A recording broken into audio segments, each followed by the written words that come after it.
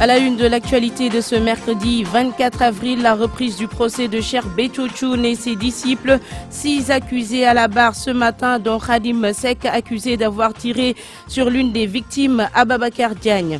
Sur les événements tragiques de Bofa Bayotte, l'instruction suit son cours. L'un des présumés cerveaux de la tuerie face au juge aujourd'hui à Ziguinchor. Affaire Hissène Habré, entre ombre, silence et non-dit, de nouveau disponible en librairie. La Cour d'appel a ordonné ce matin la levée de l'interdiction de la vente du livre de Marcel Mendy. Dakar, ville propre en marche, les mécaniciens de l'avenue Jean 23 en centre-ville, première victime du programme.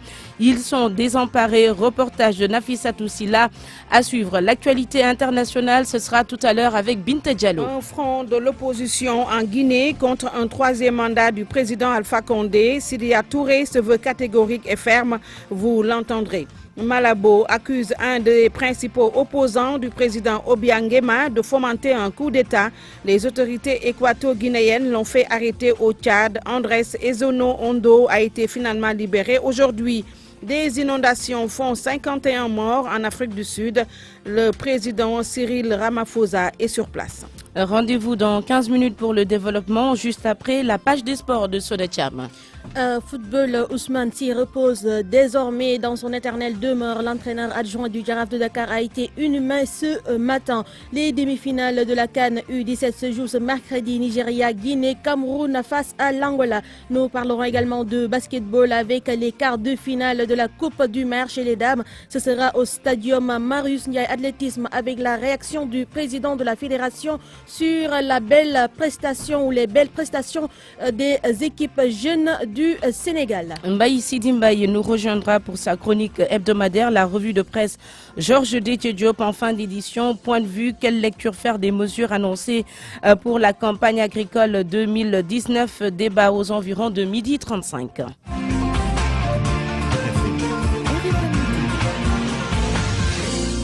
Bonjour à tous. D'abord, cet incendie signalé ce matin sur l'avenue Blaise Diagne, ici à Dakar. Un immeuble de 5 étages qui abritait des magasins a pris feu depuis hier nuit. Les sapeurs-pompiers ont mis près de 10 heures pour éteindre les flammes. Plusieurs centaines de millions seraient partis en fumée. Le reportage sur place de Cheikh Tidiane Diagne. À notre arrivée sur les lieux du sinistre, une fumée couvrait encore le ciel, voilant ainsi le bâtiment pris en otage par le feu depuis 2 heures du matin. Les sapeurs-pompiers continuent de combattre les flammes dont le foyer se trouve au sous-sol de ce bâtiment à 5 étages abritant des magasins de tissus. Des détonations par intermittence effraient les curieux qui ont pris d'assaut l'avenue Blaise Diagne. Malgré les efforts consentis par les soldats du feu, les flammes ont fini par consumer tout le bâtiment. Alim Badara Samb, préfet de Dakar, s'explique. C'est dans la nuit vers 2h30, en tout cas, l'alerte a été donnée. Vous voyez que les moyens sont là, les gens sont en train de se battre contre les feux. Les gens sont là, maintenant c'est l'enquête probablement qui va déterminer les causes. C'est un bâtiment qui a un sous-sol et lorsqu'il y a un sous-sol, c'est extrêmement difficile. Donc avec bien sûr des tissus et pas mal de matériel. Donc voilà, la situation est comme telle. En tout cas, le feu est maîtrisé. Maîtrisé, quand on le dit, c'est qu'il n'y a pas de propagation aux alentours. Arrivés un peu plus tard dans la matinée pour faire le travail quotidien, certains propriétaires de magasins et employés ont eu la surprise de leur vie. Impuissants face à cette situation, d'autres ont tout simplement craqué.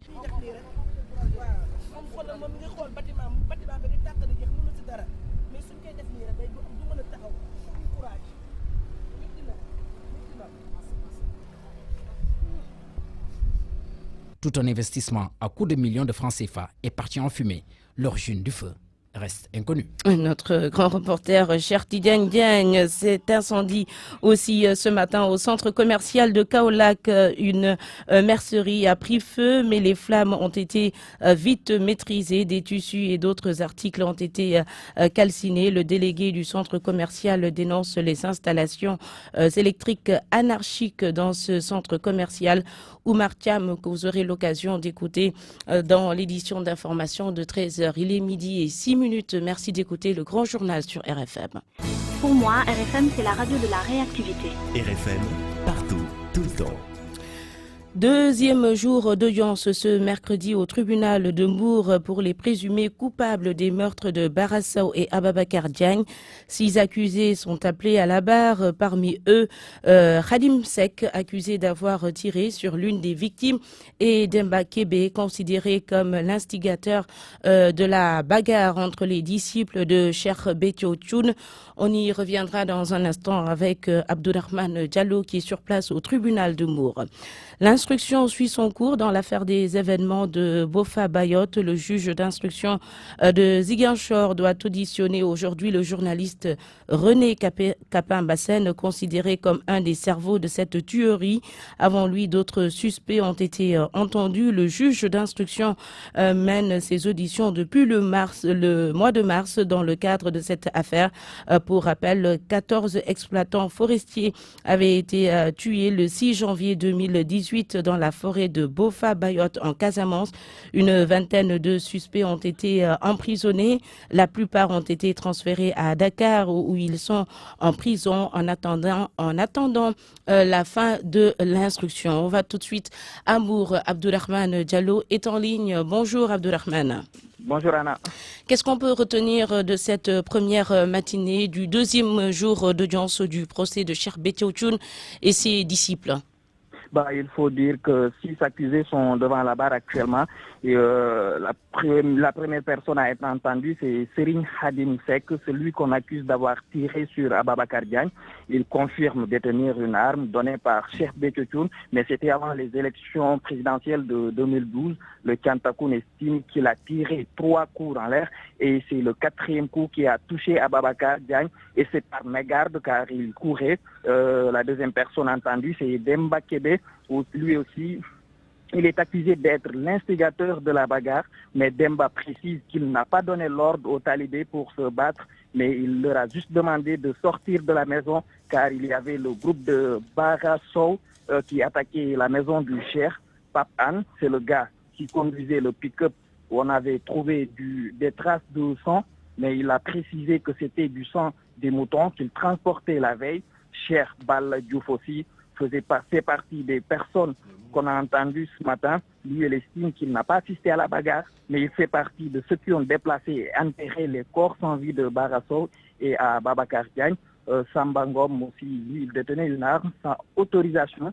Le juge a aussi entendu un certain Serigne Saliou Baro, celui qu'on accuse de vouloir porter l'arme du crime à Touba, de transporter l'arme du crime à Touba, même si l'enquête révèle que ce n'était pas cette arme qu'on avait utilisée pour tuer Ababakar. Il est aussi celui qui essayait de calmer ses camarades avant la bagarre, d'après des témoignages cités par l'enquête. Anna, il faut dire que toutes ces personnes accusées, personne n'a dit agir sous les ordres du Cheikh. Merci beaucoup Abdourahmane Diallo en direct du tribunal de Mbour. On vous retrouve bien sûr tout à l'heure à 13h. La Cour d'appel ordonne la levée de l'interdiction de la vente de l'ouvrage de Marcel Mendy intitulé Affaire Hissène Habré, entre ombre, silence et non-dit, une mesure qui était en vigueur depuis novembre dernier. Le journaliste écrivain, ancien coordonnateur de la cellule de communication des chambres africaines extraordinaires, salue la décision rendue par la justice ce matin.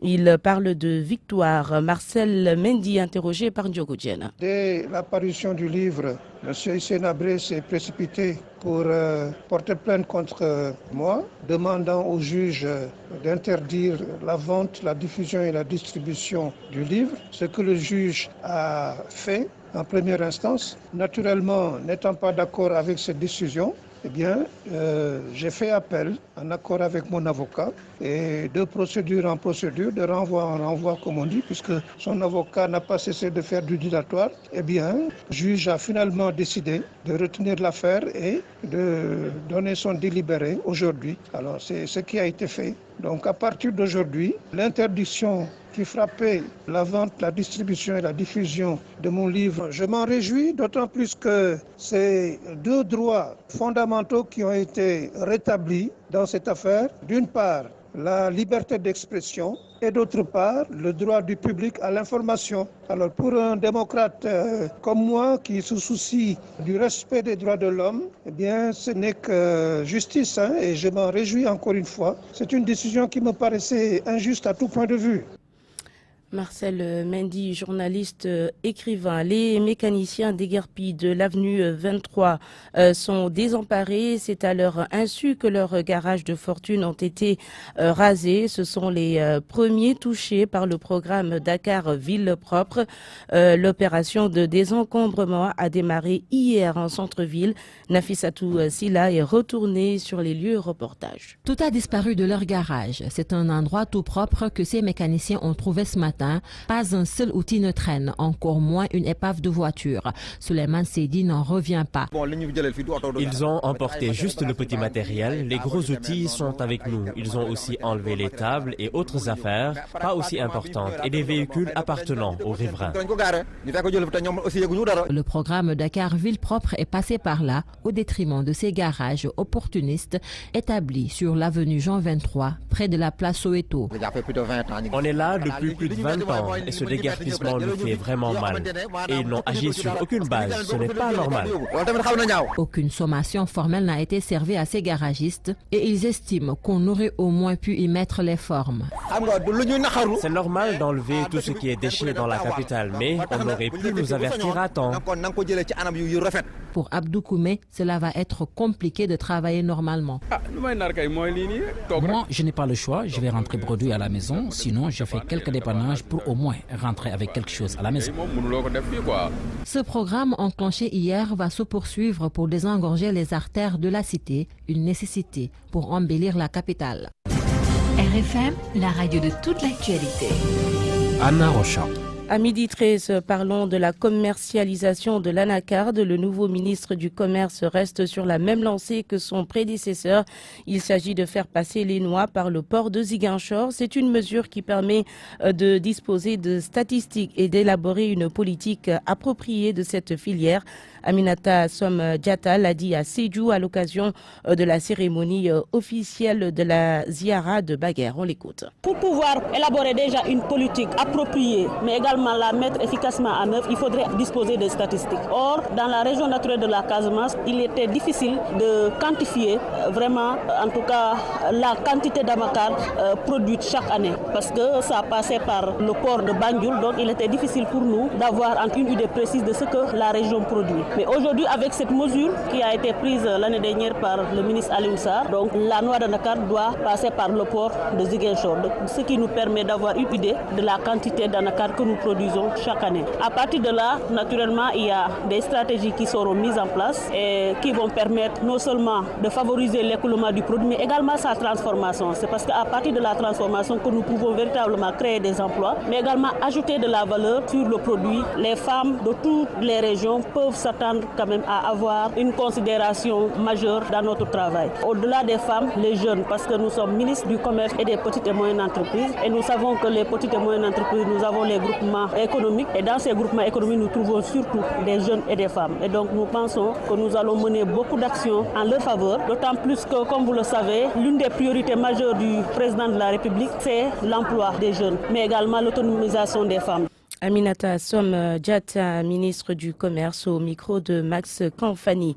Le calife de Guet-Ardo en visite à Mboro, Cheikh Mohamed Aïssataba a invité le chef de l'État à mettre en application son nouveau slogan Fast Track. Nous avons du pétrole, du gaz, la paix.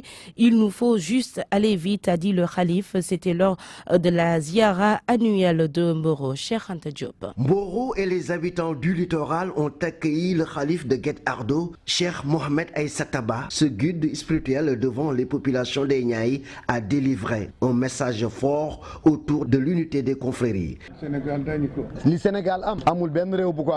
La paix qui est au Sénégal, c'est l'œuvre des hommes de piété.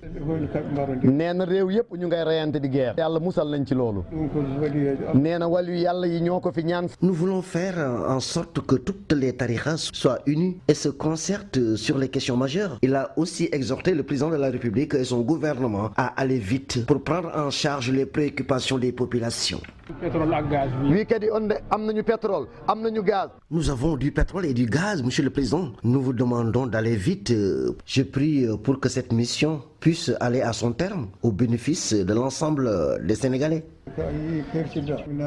Aïmirou Gningue, le représentant du chef de l'État, se félicite du message du calife de Guet Ardo et appelle les Sénégalais à se mobiliser derrière le président. Nous avons particulièrement été heureux d'entendre le calife de Guet Ardo. Cet appel, c'est pour que nous puissions nous retrousser les manches, travailler pour le développement, faire comme le président l'a souhaité, aller vite et très bien. Ce sont des milliers de talibés qui ont fait le déplacement à ce haut lieu de pèlerinage. L'édition de cette année est organisée sous le thème de la paix. RFM Thiès, Cheikh Anta Diop. Et c'est vrai que ça fait brancher de dire fast track. Les Sénégalais sont bien conscients de ce concept. Ils souhaitent en tout cas que l'engagement du chef de l'État ne se limite pas seulement au niveau central ou à de simples termes politiques, mais que cela puisse être ressenti dans le traitement des dossiers dans l'administration. Fast track, à chacun son interprétation.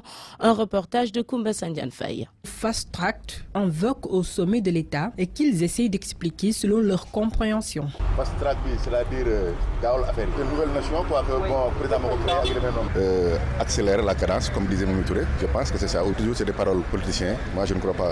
Bon, tout ça c'est au sommet de l'État. S'ils veulent faire quelque chose, ils peuvent le faire. Ils peuvent tout réussir. Mais leur façon de faire la politique, tout ça c'est politique. Et pour concrétiser cet engagement du chef de l'État, Ismaïla Diallo, écouteur à l'oreille, pense que l'on ne doit pas seulement se limiter aux activités du gouvernement. Pour avoir un papier, quelle que soit la nature, au niveau de l'administration, on te renvoie, alors qu'on peut les régler le jour même. Vraiment, tout est lent dans l'administration. Ils ne travaillent pas comme il faut. Décentraliser le fast-track, dont l'administration jusqu'au plus bas de l'échelle, au vu de certaines lenteurs administratives. Samba Ndiaye, en costume sur le trottoir aux Almadies, pense que c'est bien possible. Il y a cette dimension transversale donc, du fast-track. Il faut que les uns comme les autres, le gouvernement comme l'administration, les collectivités locales, aient une prise de conscience de ce vouloir du président de la République. A rappelé que lors du forum de l'administration à Diamniadio, le président Sall lui-même a été conscient des lenteurs dans le traitement de certains dossiers dans l'administration. Un constat qui, selon certains, pourrait bien le conduire à vouloir accélérer la cadence. Et cette fois-ci, sous le concept fast-track. Les élèves, professeurs et psychologues conseillers ont décidé de boycotter la date limite de dépôt des mémoires, mais aussi de procéder à des repas sans ticket, entre autres mesures prises ce matin lors de leur assemblée générale. Ils réclament le paiement immédiat et sans condition des subventions de mémoire par la direction des bourses. Ces élèves, professeurs et psychologues conseillers menacent à défaut de passer à la vitesse supérieure d'ici 48 heures. RFM, l'actualité politique. Le porte-parole du secrétaire général national du Parti démocratique sénégalais, confié maintenant à Maître Amadou Sall, Babacar Gaye, qui a occupé le poste pendant plusieurs années, réagit et évoque un compagnonnage mutuel enrichissant. Son successeur pense relever le défi. Georges Détié Diop. Exit Babacar Gaye, Maître Amadou Sall s'installe. C'est d'ailleurs le désormais ex-porte-parole du secrétaire général national du PDS qui s'est fait l'écho de la décision de Maître Wade.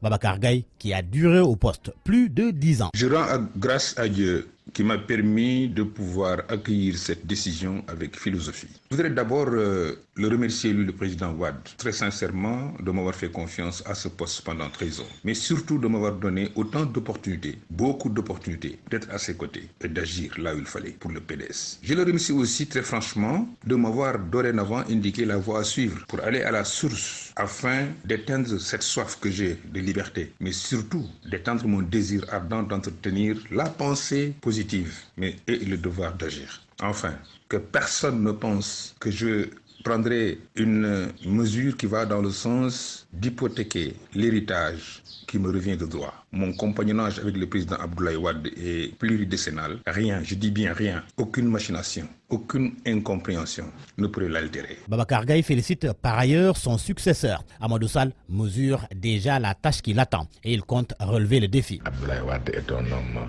particulièrement nuancé et porter sa parole est quelque chose de très délicat. Mais vous savez, avec l'aide de Dieu, j'espère que je m'en sortirai bien. Je compte aussi particulièrement sur les membres de la commission communication pour travailler avec eux. Aussi, vous savez très bien que porter la parole de quelqu'un signifie un peu, quelque part, perdre de sa liberté de ton, de sa liberté d'appréciation, parce qu'on porte la parole de quelqu'un et on porte une parole très lourde. Simple remplacement ou Babacar Gaye qui fait les frais de sa liberté de ton ou tout simplement Wade qui fait le ménage autour de lui. Question encore sans réponse. RFM. L'actualité internationale. À midi, passé de 22 minutes avec Binta Diallo. Bonjour Binta. Bonjour Anna. L'opposition guinéenne fait bloc contre un troisième mandat du président Condé. L'ancien premier ministre de la Guinée qui a rallié l'opposition se veut ferme. Le président Condé ne briguera pas un troisième mandat et la constitution ne sera pas modifiée. Sidya Touré se veut clair et annonce un front de l'opposition contre les manœuvres du président Alpha Condé. Il était l'invité de RFI Morceau Choisi. Il y a des velléités tendant à introduire, paraît-il, une nouvelle constitution, mais dont l'objectif final est tout simplement d'octroyer un troisième mandat à Alpha Condé. Il finance beaucoup d'associations, beaucoup de personnalités, des artistes et tout ceci pour organiser dans les quartiers, dans les villes de l'intérieur, des mouvements tendant à faire croire qu'il s'agit d'une demande populaire. En fait, ce que vous craignez, c'est l'annonce qu'on va organiser un référendum constitutionnel, comme l'annoncent certains panneaux dans les rues de Kaloum. Oui, craindre, non. Nous savons que c'est l'objectif final d'Alpha Condé. Donc nous préparons à cela. Avant d'arriver au référendum, il va falloir introduire un projet de loi à l'Assemblée. Et avant l'Assemblée, nous serons là pour nous opposer de manière totalement ferme à cet objectif que le gouvernement prépare en ce moment. Le peuple a déjà décidé la modification constitutionnelle tendant à augmenter le nombre de mandats ou à changer la forme républicaine de l'État sont sanctuarisés dans la constitution actuelle. Donc le peuple a déjà décidé. On va en Gambie, Binta, où le président Barrow suscite des interrogations. C'est parce que son cortège a croisé celui du secrétaire général de l'APRC, parti de l'ancien président Jammeh, et le président Barrow est descendu de son véhicule pour aller serrer la main de Fabakary Tombong. Un geste qui suscite la polémique en Gambie, où nous retrouvons Alun Badara Sonko. Tout est parti ce week-end au moment où le président Adama Barrow se rendait dans la région du fleuve pour une tournée dite économique. En cours de route, son convoi a croisé celui du APRC, le parti de l'ancien président Yahya Jammeh, dirigé actuellement par Fabakary Tombong Diatta. Le président Adama Barrow est sorti de son véhicule pour saluer ce dernier, en l'occurrence Fabakary Tombong Diatta, dans une ambiance bon enfant. Un geste qui n'a pas été du tout apprécié ici en Gambie et fait polémique, surtout au moment où la commission Vérité, Réconciliation et Réparation est en train d'auditionner les victimes sur tout ce qui s'est passé durant les 22 ans de règne de Yahya Jammeh. Pour l'instant, ces salutations entre le président Adama Barrow et Fabakary Tombong Diatta occupent la une de la presse gambienne. Du côté du gouvernement, pour l'instant, aucune réaction sur cette affaire. Alun Badara Sonko, Banjul, Radio Futur Média. L'opposant équato-guinéen arrêté au Tchad a été libéré. André Ozono Ondo a été arrêté à N'Djamena le 11 avril dernier.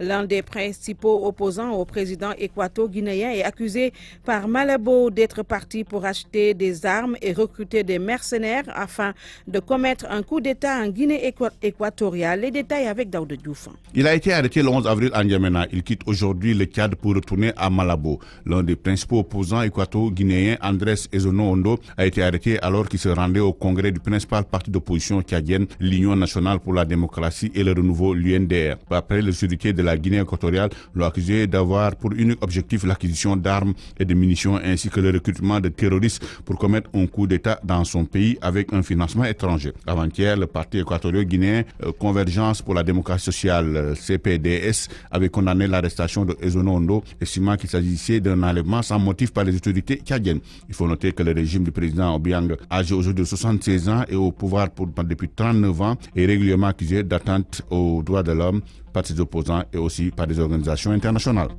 Pendant ce temps, l'Afrique du Sud fait face à des inondations mortelles. 51 morts. Le président Cyril Ramaphosa se rend au chevet des sinistrés aujourd'hui. L'Est de l'Afrique du Sud en proie donc à des pluies torrentielles et des glissements de terrain. La loi contre les opérateurs de chicha au Ghana. Le tabagisme au chicha de plus en plus populaire au Ghana. C'est pourquoi les autorités exhortent les opérateurs à respecter la loi régissant son utilisation, entre autres enregistrer le produit et afficher des avertissements visibles pour les dangers du tabagisme. Les opérateurs qui ne se conformeront pas risquent 3 ans de prison ferme et une amende de $4 000. Merci beaucoup Binta Diallo pour cette page internationale. Parole aux auditeurs. L'actualité, qu'en pensez-vous? Moi, je pense que vous devrez. Réagissez dans nos éditions d'information sur l'actualité. Du lundi au vendredi, vous avez la parole sur RFM.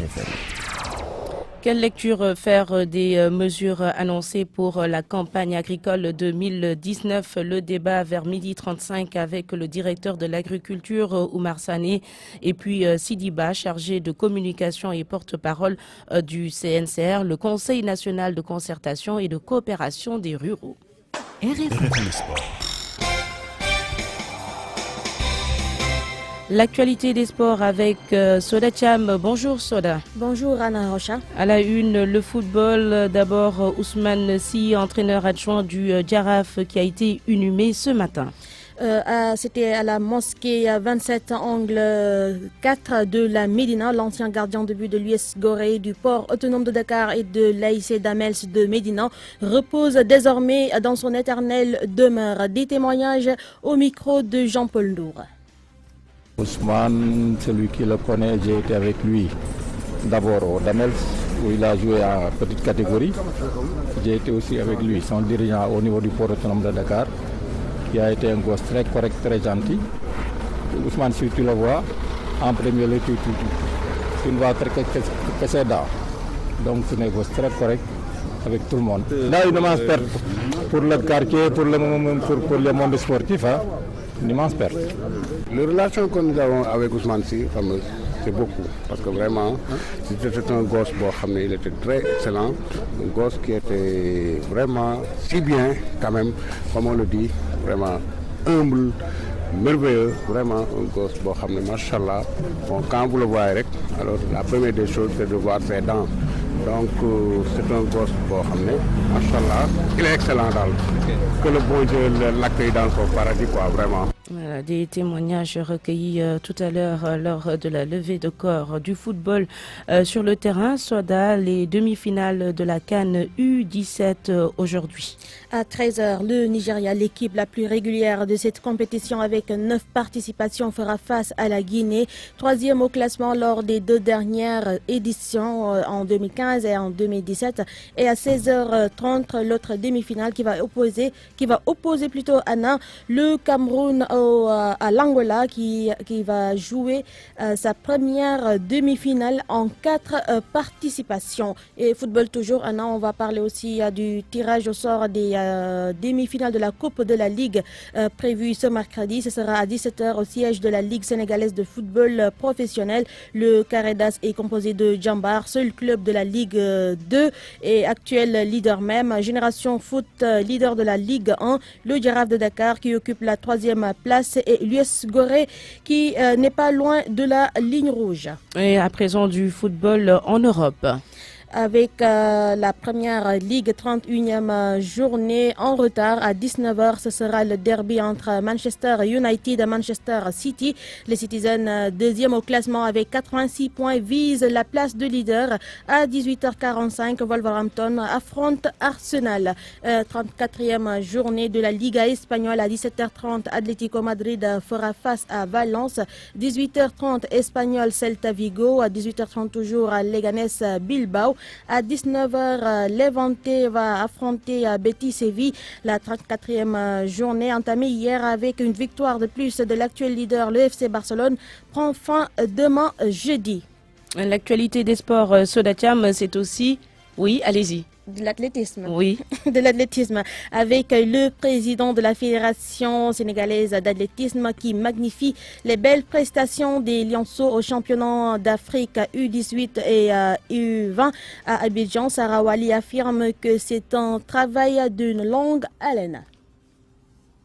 C'est vrai qu'on a eu 4 médailles lors des championnats d'Afrique des jeunes U18, U20 à Abidjan, mais ça ne va dire qu'on se focalise uniquement sur la petite catégorie. La gestion de l'élite aussi fait partie de nos objectifs. Ces exploits résultent d'un travail de longue haleine, parce qu'on a débuté ce travail depuis 1 an, et puis au cours du mois d'avril, on a eu à regrouper les gosses pendant 15 jours dans un camp d'entraînement au niveau du stade Léopold Senghor. Les gosses ont eu à travailler durement. Bon, sans doute, c'est le résultat de ce travail qui nous a valu vraiment ces médailles. Bon, actuellement, on se focalise sur les jeux africains et les champions d'Afrique de la région 2. On termine avec du basket.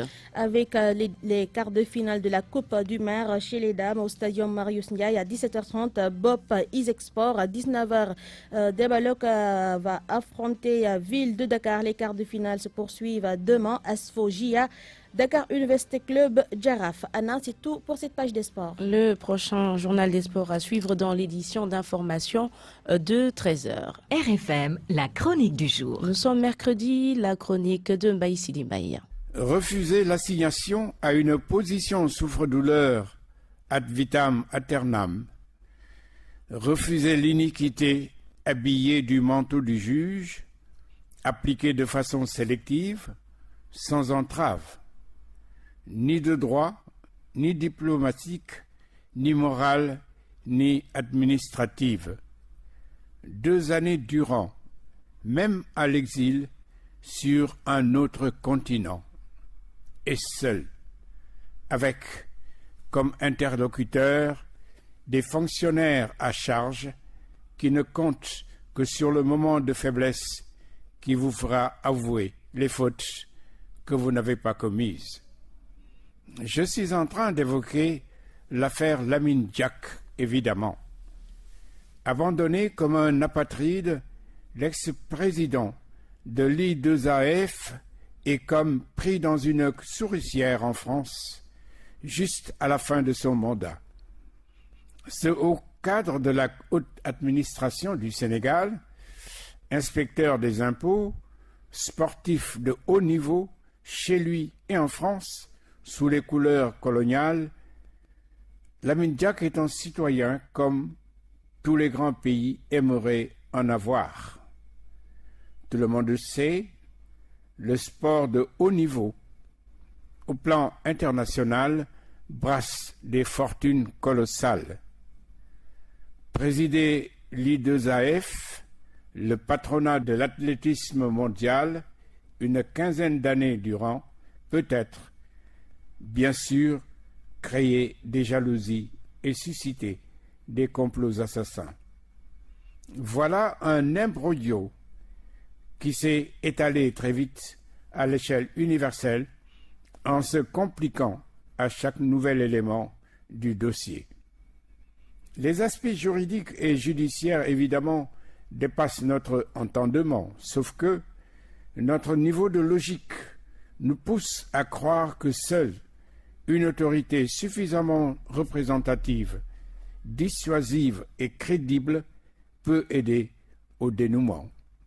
Un homme de 82 ans subit et vit le martyre depuis 2 ans avec le seul soutien manifeste de ses amis, connus et inconnus. Les Sénégalais attendent et voudraient, bien que l'État, qui est l'émanation de nous tous, s'implique formellement pour défendre un citoyen retenu en Europe, en France, malgré lui, au moment où il venait de finir sa mission et s'apprêtait à rentrer chez lui en Afrique. Lamine Diack a-t-il droit, en tant que citoyen, à l'assistance, à la solidarité affichée et à la protection de son pays? La réponse peut être mercredi prochain. RFM, la presse du jour. La revue de presse de Georges Détié-Diop. De la cruauté, de l'horreur, comme le souligne l'Observateur. C'est ce que le premier jour du procès du double meurtre de Médinatoul Salam révèle au public. Selon mon confrère, les premiers accusés qui ont défilé devant la barre ont réfuté difficilement les faits qui ont conduit à la mort de Barasso et Ababakar Diagne en 2012. D'ailleurs, l'Obs fait état de violence exercée sur les corps sans vie en signe de Barkelou. Le journal se fonde sur les dépositions des accusés, dont Abdoulaye Diouf qui a affirmé qu'ils les ont acheminés nuitamment dans la forêt où les autres creusaient une fosse commune pour les enterrer.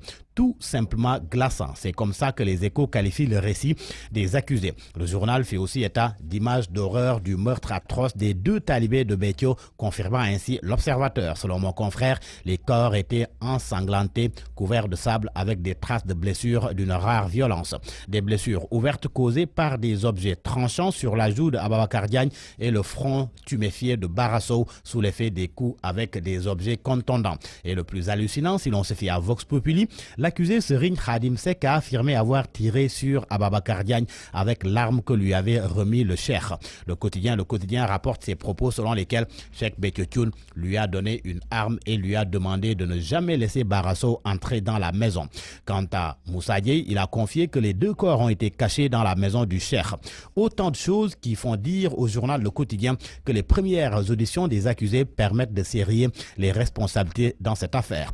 Tout cela en l'absence de Cheikh Béthio Thioune. Selon l'Observateur, le juge a décidé qu'il allait être jugé par contumace parce que retenu en France pour des raisons de santé. Mais là, souligne qu'au-delà de la décision du juge de le juger par contumace, il faut dire que quel que soit le verdict rendu par la chambre criminelle en vertu de l'article 711 du Code de procédure pénale, le guide d'Étienne Takoun ne retournera pas en prison. Affaire donc à suivre. Tout comme la réforme constitutionnelle de Macky Sall. Le projet de loi est sur la table de l'Assemblée nationale. Enquête nous apprend que jeudi matin, le bureau de l'Assemblée nationale ainsi que la conférence des présidents vont se réunir pour programmer la commission technique ainsi que la plénière. En attendant, le journal tire quelques enseignements du projet de loi. Suppression du pouvoir de dissolution de l'Assemblée nationale, de la motion de censure, affaiblissement de Mahammed Boun Abdallah Dionne, renforcement de Macky Sall, entre autres. Sud Quotidien traite du même sujet et fait savoir que Macky Sall expose ses motifs. Le président, incapable de dissoudre l'Assemblée nationale, le cumul des fonctions interdit selon Sud Quotidien, et noté qu'en cas de haute trahison, seule l'Assemblée nationale est habilitée à mettre en accusation le président de la République. Et l'on parle du Parti démocratique sénégalais à présent. Les Échos informent que désormais Maître Amadou Sall, chargé de communication du PDS, devient aussi porte-parole du secrétaire général national du Parti démocratique sénégalais. Exit donc Babacar Gaye qui occupait jusque-là le poste. Mais les Échos préfèrent Wade vire Babacar Gaye et propulse Maître Amadou Sall. Les chiffres de la campagne arachidière, Le Soleil les livre à sa une. Cela à la suite du Conseil interministériel sur l'agriculture tenu hier. 672 787 tonnes collectées en 2018, une hausse de 135 776 tonnes notées. 22,5 milliards de francs CFA affectés à la subvention. Et pour terminer, à la une de Source A, lesbianisme dans nos murs, confession de dingue. À vos kiosques et bonne lecture. Midi 39, point de vue, on y est en ligne avec nous, Oumar Sané, directeur de l'agriculture. Bonjour Monsieur Sané. Bonjour Madame Rocha. Nous sommes également avec Sidi Ba, le chargé de communication et porte-parole du Conseil national de concertation et de coopération des ruraux, le CNCR. Bonjour Monsieur Ba. Bonjour Madame Anna Rocha.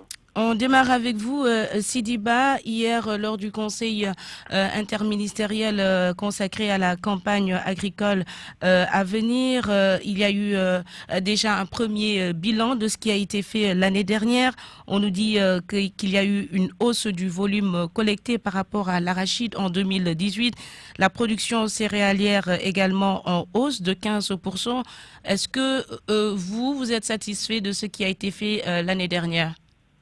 Effectivement, nous sommes satisfaits de ce qui a été fait l'année dernière et que d'autant plus que nous avons tous constaté que l'hivernage a connu un début poussif, mais au final, les rendements quand même ont répondu présent. Et c'est là pour toutes les spéculations. Et là aussi, nous rendons à grâce à Dieu de nous avoir gratifié d'un hivernage assez poussif, mais les résultats sont là et sont palpables et tout le monde que nous avons constaté qu'il y a eu hausse de rendement dans toutes population. Et cela est dû aussi aux efforts que nous, producteurs, avons faits et qu'avec le soutien et l'accompagnement des services techniques de l'État et de l'État lui-même.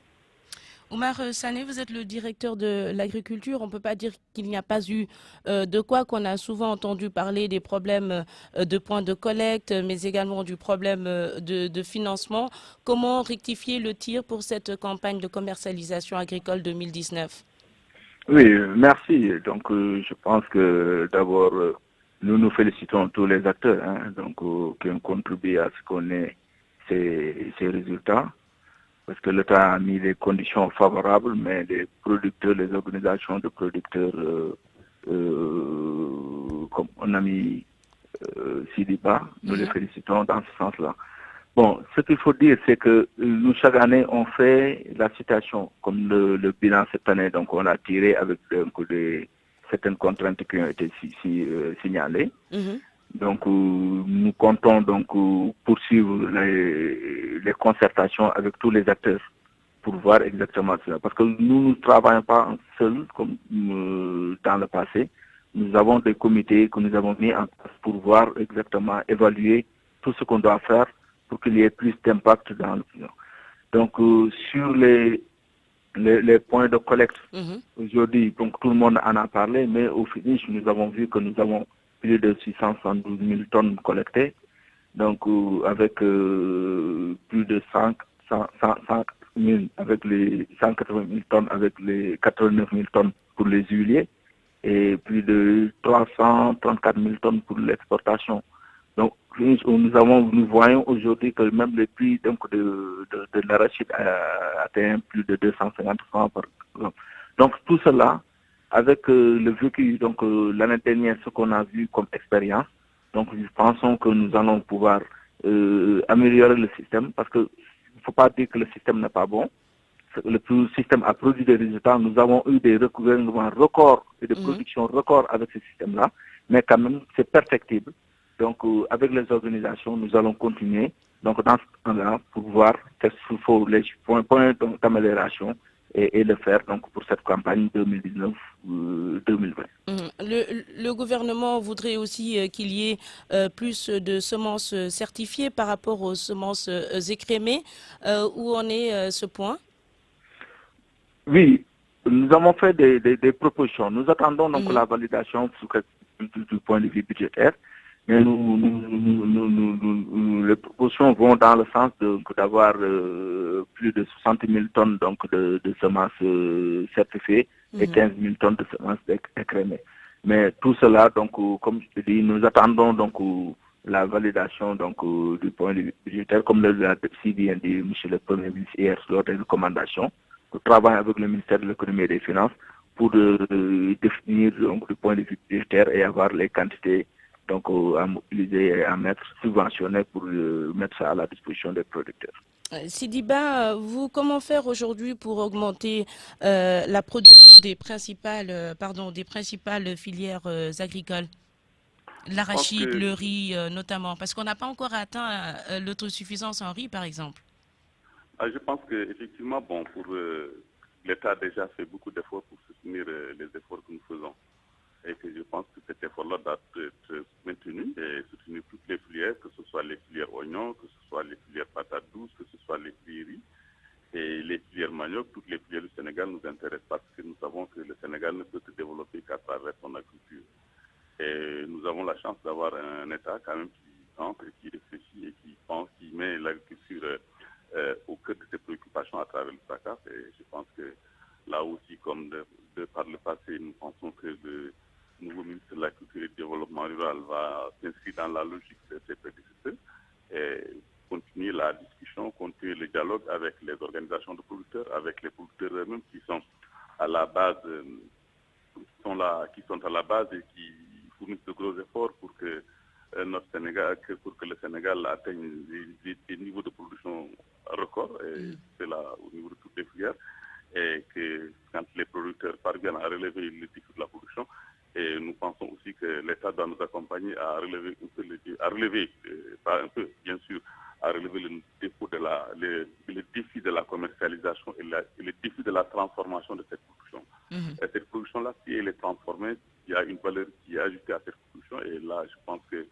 c'est un bien pour le Sénégal, c'est un bien pour les consommateurs sénégalais qui sont là et qui sont friands de produits issus de notre agriculture. Là aussi, c'est des défis qui sont là et auxquels on doit faire face avec, comme je l'ai dit tantôt, avec le soutien de l'État, avec le soutien des privés aussi, qui doivent mettre la main à la pâte en facilitant l'installation d'unités de transformation de la production, que ce soit pour l'oignon, que ce soit pour les arachides, que ce soit pour les milles, que ce soit pour les riz et que ce soit pour toutes les spéculations produites au niveau de toutes nos zones agroécologiques. Là, je pense que si le défi de la production, a été relevé, maintenant nous devons penser au défi de la transformation de cette production-là. Et j'espère que notre ami Omar qui est là et qui a duré un peu de la direction de l'agriculture, il est au cœur. Il connaît bien les préoccupations des organisations paysannes et des producteurs que nous sommes par rapport à ces questions. Et j'espère qu'il va servir de relais entre nous et ceux qui sont, et l'État et les opérateurs privés qui sont là, les privés qui sont là, qui doivent investir dans l'agriculture, qui doivent mettre des pieds dans l'agriculture et demandent aussi aux institutions financières de la place de soutenir les efforts que l'État fait en soutenant aussi les activités que nous sommes, en finançant des projets qui peuvent concourir au bien-être des paysans. Merci beaucoup Sidiba, chargé de communication et porte-parole du CNCR, le Conseil national de concertation et de coopération des ruraux. Merci également au directeur de l'agriculture Oumar Sané d'avoir répondu à nos questions. Midi 47, c'est la fin de cette grande édition d'information.